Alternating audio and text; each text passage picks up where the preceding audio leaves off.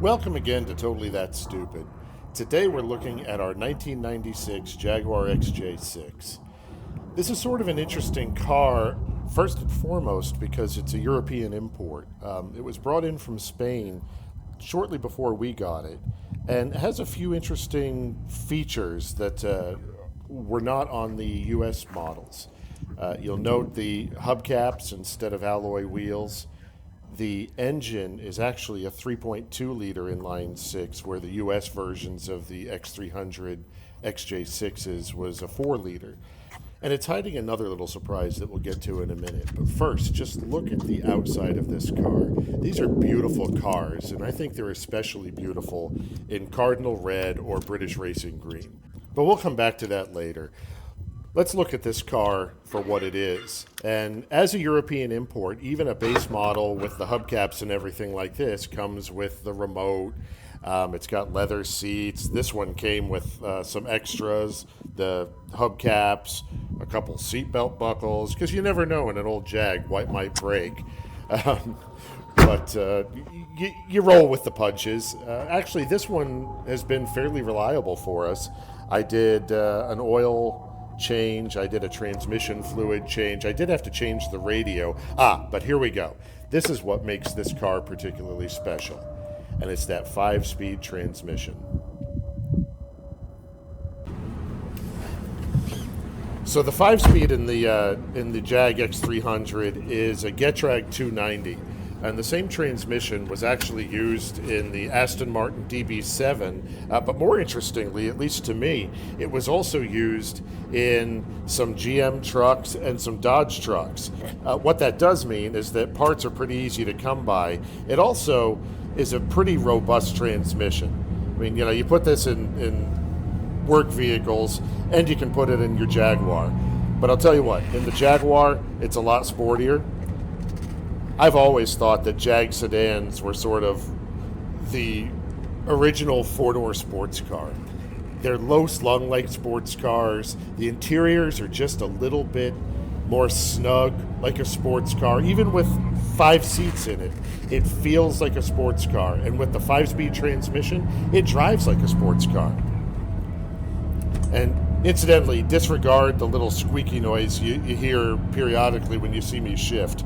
Nothing wrong with the shifter other than the leather is pretty darn tight and keeps squeaking when you shift the transmission. So, if there's a negative, it's that. But yeah, hopefully that'll wear in over time. Anyway, one of the things that's great about these cars is every surface inside practically is covered in leather or wood or wool, and they just smell good.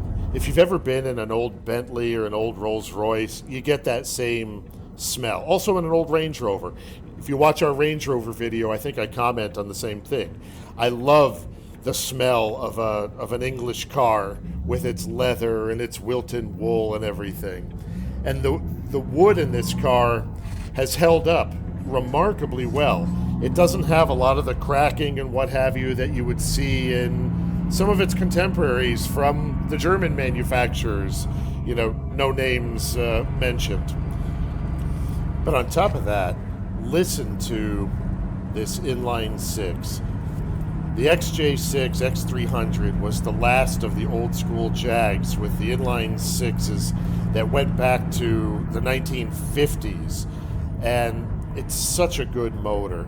It's torquey, it's sporty, it makes a good noise, it pulls well, and they were simpler engines to work on. I have a lift in my garage, and I don't get under a lot of cars to do more than basic oil changes. This car is actually pretty easy to work on. I mean, yeah, I've got a manual to work on it, but it's not hard because there's room to work, and it was designed for people to actually lay hands on it themselves. I love that about these cars. The newer versions of these, called the X308 with the V8, and then the subsequent X350, those are great cars as well, and they still look like proper Jags, but the V8 is just a different animal. It's more complex. From what I understand, it's more trouble prone. And I just like something about an old school Jag. You know, I talked about the Cardinal Red earlier.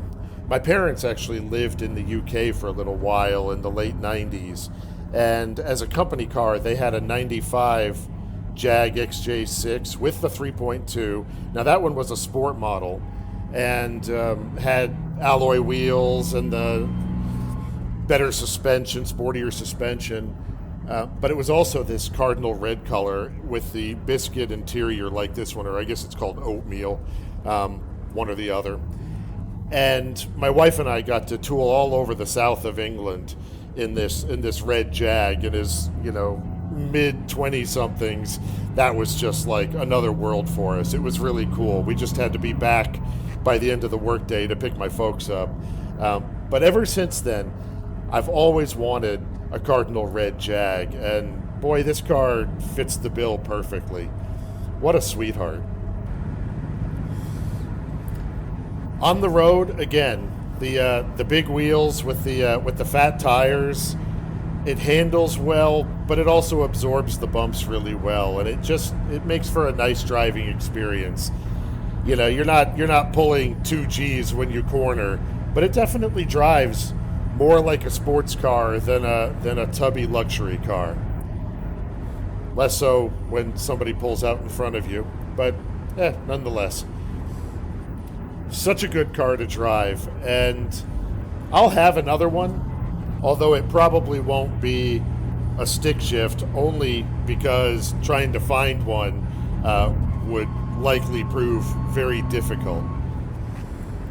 Still, even with the automatic and the bigger engine, these are fun cars to drive. Although I think if I was going to do it again, or when I do it again, I'll probably go after the XJR, which is the supercharged version.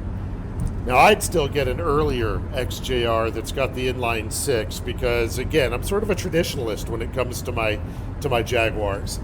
That engine with the supercharger is really, it's a beast. You're talking about well over 300 horsepower, more than enough power. The sports suspension with the bigger wheels. That is a proper sports sedan in every sense of the word. And the contemporaries were cars like the E34 BMW M5. It was just ahead of the Mercedes AMG E55, but certainly comparable to that. But with that Jaguar flair, sort of like Clarkson and the guys say, but it's a Jag, And there is something to that. Jags are just a little bit different, a little bit kooky, a little bit offbeat, but also a little bit sporty and a little bit fun and a little bit classy and a little bit classic. And especially with the depreciation that these cars suffer, really based on a reputation that's long since been corrected. And certainly by the time these cars came around, you weren't fighting with a mass of Lucas electronics and things like that. They were just pretty good cars. Yeah, they have their needs once in a while, but show me any European car from the mid-90s that doesn't. But my point about depreciation is that these cars are a steal now. So when you compare them with that M5 that's $30,000 or the E55 that's $20,000, this car was $10,000, and that was largely due to the fact that it's got the 5-speed and only has mileage in the mid-20,000s. When you start looking at XJRs in sort of the 50 or 60,000 mile range, you're spending about the same money, maybe a little bit more if it's perfect. I recently saw one on Facebook Marketplace, and the price was $21,000, and it was also a low mileage car, incidentally also in Cardinal Red. But there you go. It's a great car. I love it. I'll have another. Your mileage may vary. Thanks for watching.